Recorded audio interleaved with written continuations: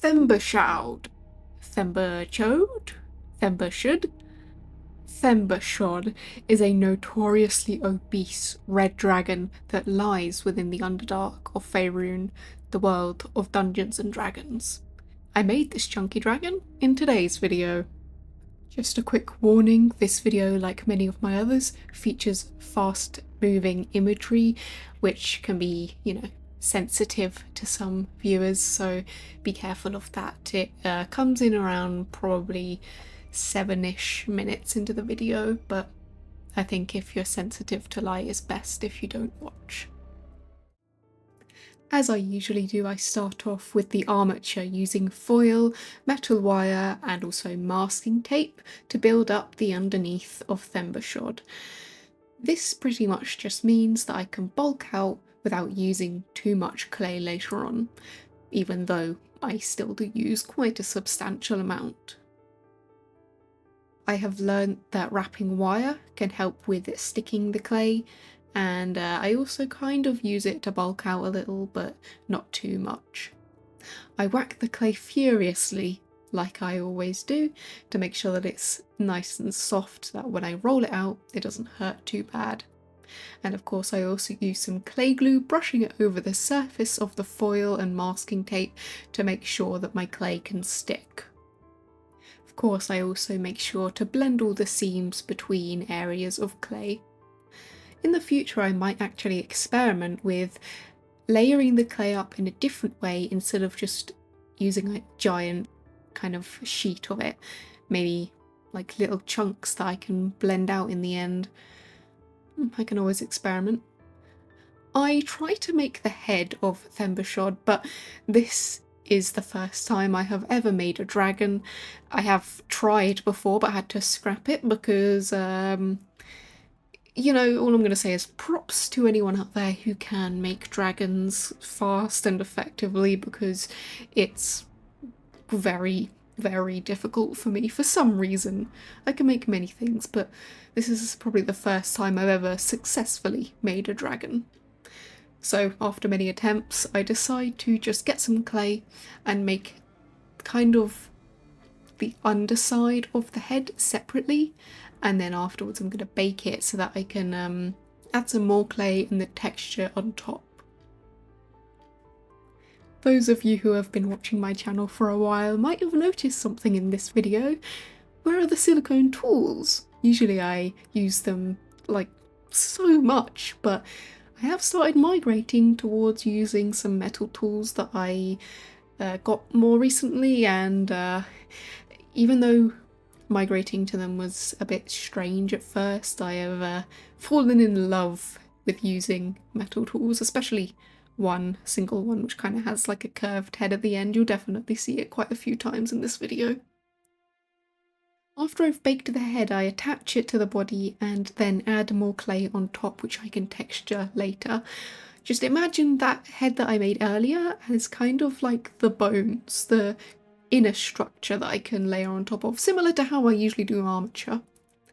I also make 2 cabochons using both gold, orange, white and black paint for the 2 eyes of the dragon. I wasn't so sure what eye colour to do at first, but I think orange works best as it's similar to the flames but also has a bit of contrast with the dark red of the body. Just to clear something up for those of you who have seen the D&D Honor Among Thieves movie, can't say that right, Themberchaud does appear in that movie, however it's not from the movie specifically, so my design might actually look slightly different to how it does look in the movie, but this is sort of my own interpretation of the character from Dungeons and Dragons. Another thing that I have improved on with this video is how to make spikes, specifically teeth, claws and other spikes that you can find. I have started using Super Sculpey Firm instead of just Super Sculpey Original, and I've realised that for so long I've been missing out on the opportunity to make things so much easier for myself. I always just thought that Super Sculpey Firm was annoying to use, but making things like spikes and teeth, it works so much better. I then go in and add these sort of scales on the bottom of Themberchaud, and also using that super Sculpey firm that I was talking about, I create the toes and the claws. That metal tool that you see there is the one that I was specifically talking about. It's definitely one of my favourites.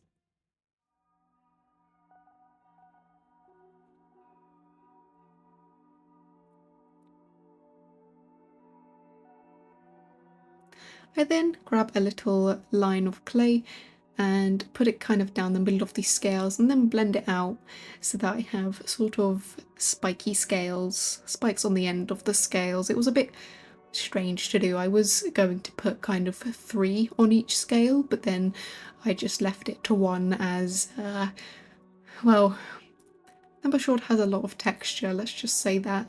I've spent many days texturing this beast. Then its itty bitty wings. Of course, as it is morbidly obese, I have to create the wings as small as possible, as I want it to give it that contrast so that the rest of the body does appear to be quite chunky. I think I have made wings before, and again, I've gotten better at them as I have used Super Sculpey Firm and Clay to make sure that it can bend in the centre there and not snap if touched too aggressively. I give it some textures as well as some little stippling on the sort of backbone and little bones in the centre, and then I let that bake.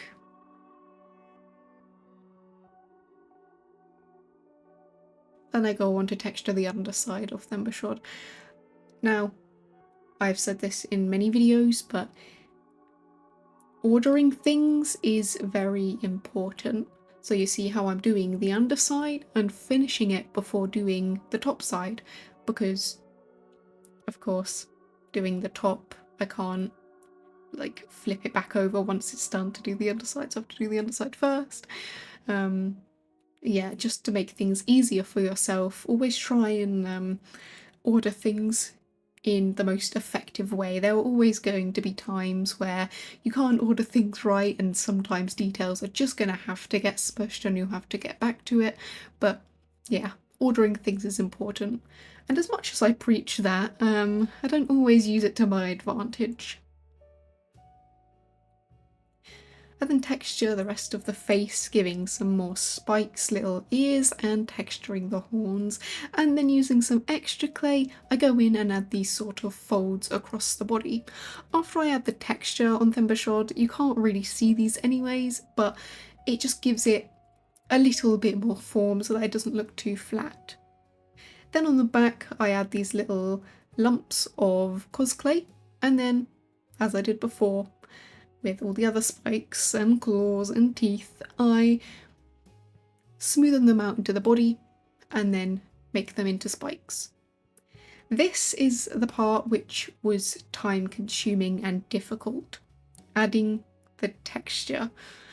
Now, you see, I just get little balls of clay and then put them on and blend them out into each other. They do vary in size, and how I sort of place them depending on the size is to do with sensitive areas. So imagine things like the face, the neck, the undersides of the arms and the stomach. Those are going to be more sensitive areas for a dragon, as those are the areas that will have to move a lot more than other areas, for example like the back, which can have larger scales as it won't be moving as much, so it won't limit the movement. So I kept the tiny little scales on those areas which move a lot more, like the tail and the kind of sides of the stomach and the neck, while adding much larger protective scales on areas like the thighs and the back. I know I sound like a bit of a nerd while saying that, but just trying to give you some sort of a hint as to how I'm kind of ordering things. It was a very satisfying texture to do in the end though. You see how incredibly slow it was. It took me days to get all of these on. You can imagine how the tiny ones were difficult. Then adding the clay glue, I kind of brush it onto the back. Then I have made these tiny little gold coins and I layer them on, kind of like even them out using that tool, and then I add more on top, and I keep doing this on different areas of the back. Of course, this is how I make them. I have little balls and then I smush them and pick them off, and that makes all of the tiny little gold coins. I also make little gold bars as well, but it's pretty self-explanatory how I did those. Then guess what? It's baked. Then I have to grab my drill. As Themberchaud is done sculpting, I quickly create the fire. At this point, even though at the start I planned to make fire, I thought to myself, maybe don't, it might look weird, it might block the mouth, it might make it a bit too much, but I decided to go ahead, make the fire anyways, and I could always just take it off in the end. But of course, you saw the thumbnail, you know the fire's there. It came out pretty well. I've done one instance of fire in the past on my content warning video. That was the first ever time I tried making fire. So this is attempt number 2. I did do it out of just regular polymer clay this time instead of foam clay like I did on the other sculpture, but I do think it came out pretty decent at least, especially with the vibrant colours. Then I start to paint. So I start off with this sort of medium light, rich red paint, and I paint it pretty much everywhere except for the underside of the belly, the inside of the mouth, the wings, stuff like that, but I have to get it in every single crack, including underneath every single one of the hundreds of coins I made on the back. Hundreds. I know I didn't show them very well, but yeah, there are hundreds.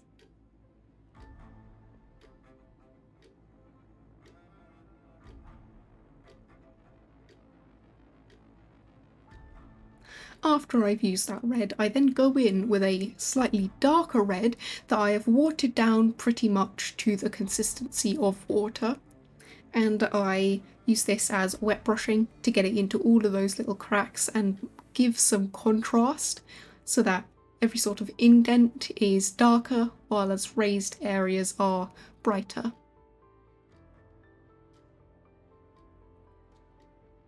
Then to create the fire, blending this was slightly hard as going between orange and yellow was a bit, you can see there, the orange is quite dark compared to the yellow, but in the end I just decided to grab myself a sponge and blend it out using that, which I believe is quite effective as well.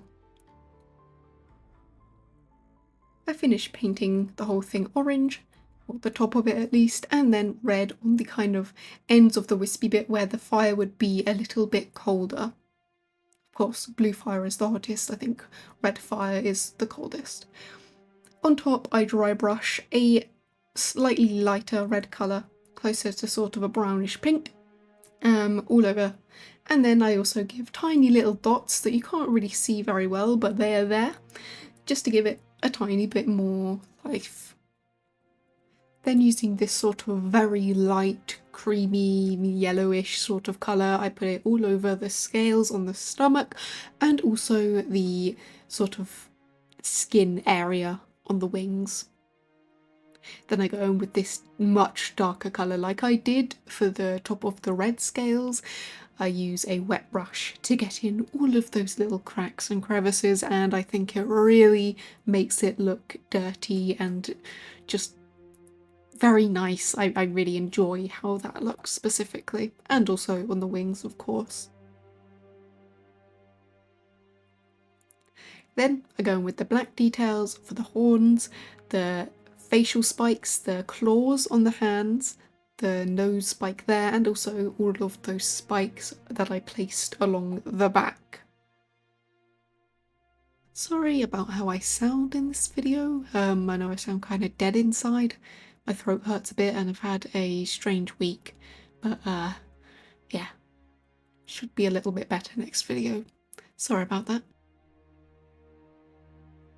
Then I paint the teeth as well, this sort of same colour as I did with the stomach, but just a little bit lighter. Then I go in with this lovely gold paint. I had 2 gold paints and I didn't know which one to choose between, but I chose the one which was a little bit more yellow, kind of a deeper, richer gold. And I think that was the right choice because I am a gigantic fan of how these coins came out. Genuinely, it's one of my favourite things I've ever done, just those little tiny coins. They look so reflective and shiny.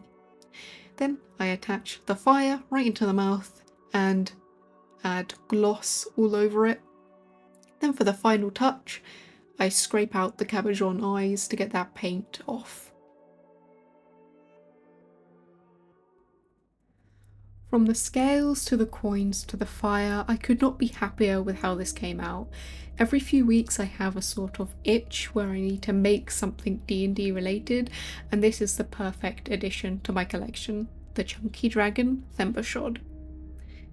The end of the year is near and I am getting closer to reaching 1000 subscribers, so if you'd like to help me make it, then feel free to subscribe, and also if you enjoyed the video, a like would also be greatly appreciated. I have a few ideas for next month of December, so I hope you'd like to stick around for that, and if you haven't already, I also have some other D&D videos that you can go watch as well. As always, thank you from the bottom of my heart for your support. It means the absolute world to me. Have a great weekend, everyone. Bye bye!